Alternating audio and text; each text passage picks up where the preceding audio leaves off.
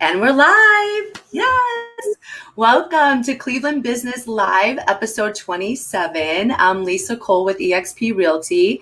And if you want to talk anything real estate related, or if you want to be on the show or know of somebody who does, you can go to lisacole.work, and that's the best place for us to connect. But today I'm so excited because I have my friend Renee Lemaire on with me today. And Renee is a very talented wedding photographer. If you go to her Instagram page or her Facebook page, you'll see what I'm talking about. She's been featured in all different magazines, and she's like really a big deal. But she's right here in our backyard, so we're lucky to have her. So welcome. Hi, thank you for having me. I'm excited to talk. Yes, you've been doing so much, like in spite of, everything with the pandemic. And I want to hear how you started, because you started just 6 short years ago and you've had so much success. So I want to hear the success story. Yeah. So tell us, how did this all begin? Well, it was kind of more of a slow start because I started when I was in college. I went to a really small high school, so I didn't really get a lot of creative art classes or a lot of those extracurricular classes. It was basically just the basics. So right. I didn't get to experiment with a lot in high school in terms of what I wanted to do, but I knew I wanted to do something creative. So I'm like, well, maybe graphic design sounds good. It's creative. It seems lucrative. It seems like you can find a decent job. So my parents really encouraged me to kind of do something that I wanted to do rather than something that I just thought sounded good, like something I was interested in. So not for that. Yeah. So I started in graphic design at Kent State, and I was minoring in photography, and I was in the midst of taking my first photo classes because I've never really had professional classes before from high school. So I really fell in love with photography. I did like graphic design as well. And my major ended up being, I switched to photography instead of graphic design, I think after my first year. And it still was under that umbrella of graphic design. So I got a lot of those the website background and stuff like That's that. Huge. Design. So I can do all of that myself, which is being a business owner has come in real handy because online presence and everything is really huge. That's how we get a lot of our business. So I started shooting my first wedding in college.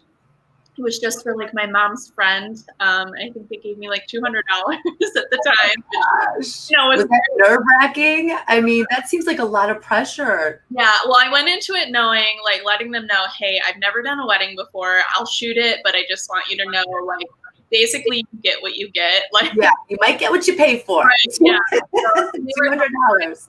They didn't really have a budget for a decent, photographer, someone really high end. So I'm like, okay, I'll do it, just making sure, that I don't know what I'm doing. This is all new to me. And they're like, yeah, we'd rather have you than nobody at all. So it kind of worked out for both of us. We both got something out of it.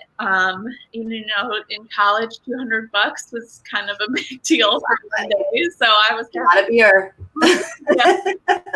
No, I was a good kid. I didn't do that. No. Oh, of course not. That's right. I forgot. I did it, and I went into it, and I'm like, this is really stressful, but I also really kind of liked it.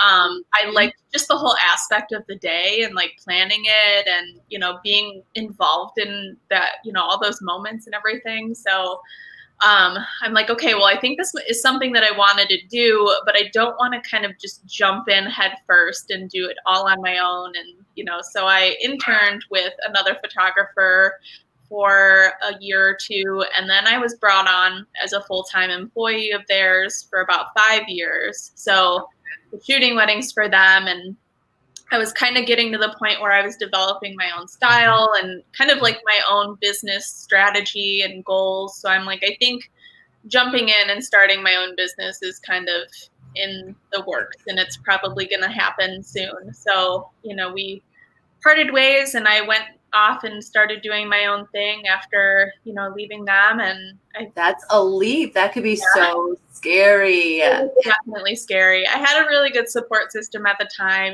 My parents were really supportive, and everyone that I'm friends and family with were very supportive. They were, posting everything that they could about my business on social media and recommending me to friends. And honestly, like, I didn't have expectations for myself to fail. Like, it just wasn't an option for me. I love it. But at the time, yeah. Yes. At the time, I didn't know that it would get this far. Like, I just wanted to be doing this successfully and running a business. Like, just getting clients was good enough for me. But right. Looking back on how far I've came, it's just, I never expected it, but I also didn't really expect myself to fail either, if that makes sense. That's huge. Mindset is huge. It wasn't an option. Right. How did you, because you not only photograph brides locally, you do across the country. Yeah. And so how did you expand to that? And then also with being featured in all those really amazing magazines, I mean, how did that all come to? Yeah, I mean, a lot of it is just knowing the right people and getting to work with the right people. So, those first few clients that I have, it really all started with them because they trusted me enough to hire me. And then it just kind of keeps snowballing once you keep getting those referrals. Networking with other vendors is a huge thing for me. Working with really high-end people in my industry in this area or in other areas is really beneficial, especially to get that publication factor, because you kind of have to have all those high-end elements to get into the publication. So it's a little bit, it's a little bit trickier, but like working with all those people definitely helps. And then in terms of, getting the weddings out of state, a few years ago when I first started, Cleveland was kind of like the city that nobody our age lived in. They all lived in like Chicago and New York. So they were from here and their parents lived here. They were getting married here, but they lived in, the big city. So I would go visit them and do engagement sessions in their city, for like really low travel costs or whatever, just to kind of build that portfolio. Because I had the opportunity to shoot there, I wanted to take advantage of it. So, and then, since they live there, they have friends from all over the place. And, everybody kind of gets married around that same age. So when you're in your late 20s or early 30s, pretty much everybody is getting married, and you have like 10 weddings a year. So so that's true that you just snowball from that, every bride and all of their friends and everything.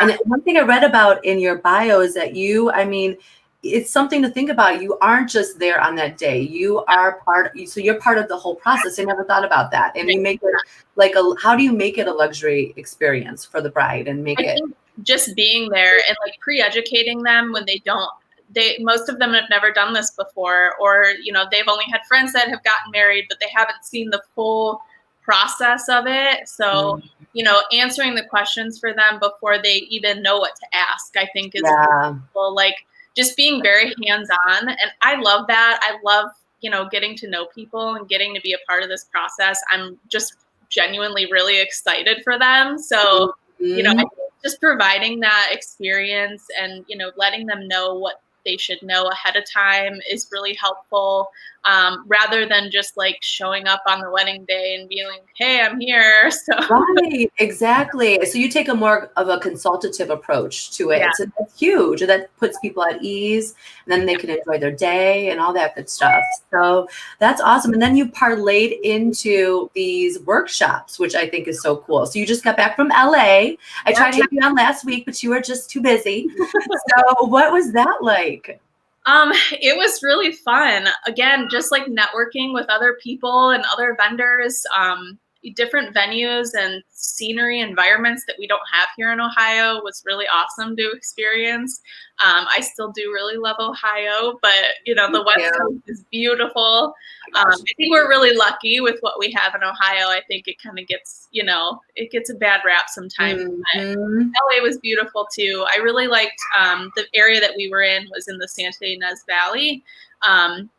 So like it looked like Tuscany. It was gorgeous. Oh my gosh. I saw some of the photos. Yeah. So it was for photographers? What was it exactly? Like, yeah. So it was kind of like a workshop styled shoot event that we set up at this venue, and we allowed 25 other photographers. When I say we, I mean me, a friend of mine who used to be my assistant. She's kind of off on her own now with her own business, and then a team of vendors. We had a really great planner. So we, as a team, put together this whole shoot, basically like a mock wedding at this venue.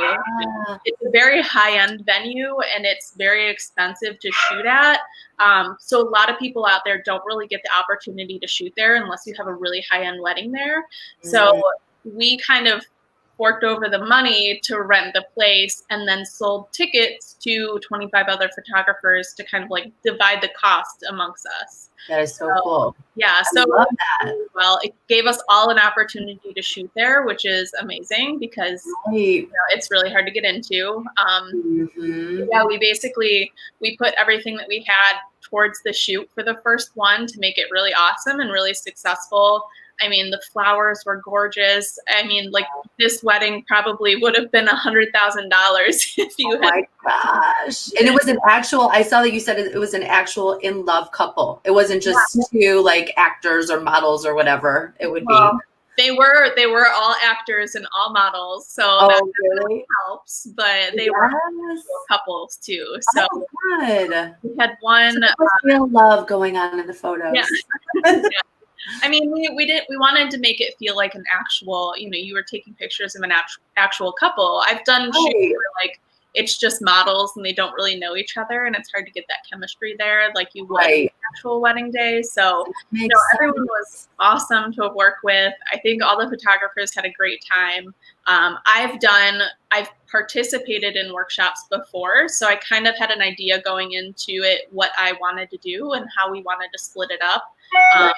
Rather than like having everyone on top of each other, we kind of divided them up into small groups and, had different stations set up. So they all kind of got, more hands-on time with each portion of the everything. So I love it was really fun. It was really successful. It was a lot of hard work, and it was 105 degrees that day, of course. I cannot believe that. Oh my gosh. I had a friend, if she's watching, her wedding was 105 degrees, and we were all, it was not fun. It was out taking photos outside. We were all just, it wasn't pretty. We were melting all day. Oh my gosh. My cases of water went through every single one of them. 5 pounds. Yeah.